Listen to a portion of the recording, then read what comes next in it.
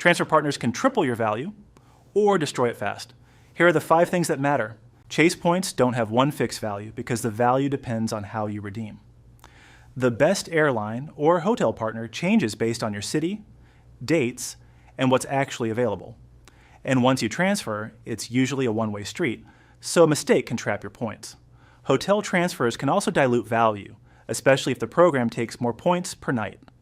Cash-like redemptions are simple, but rarely top value. Plus, programs can devalue overnight.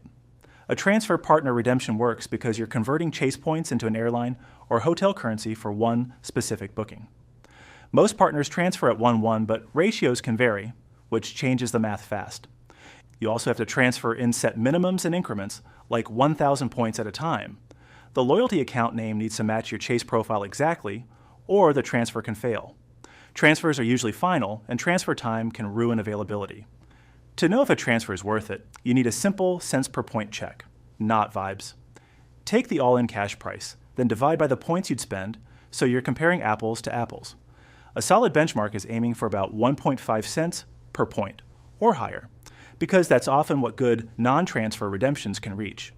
Remember, airline awards still charge taxes and fees, and hotels can add resort fees. Always compare against your cashback value.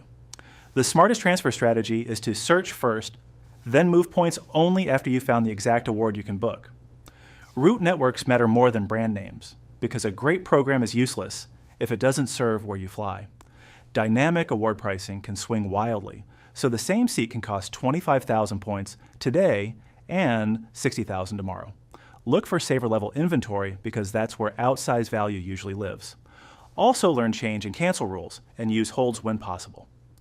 The biggest mistake is transferring just in case, because those points can get stuck and lose value.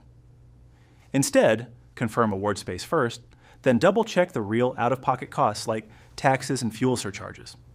Before you click transfer, verify cancellation rules, because some programs charge fees or only refund as credit. And don't assume you'll get Chase points back. Canceled awards usually return to the partner program. The safest move is to transfer and book immediately in one sitting. If your redemption math isn't beating about 1.5 cents per point, a transfer often isn't worth the risk.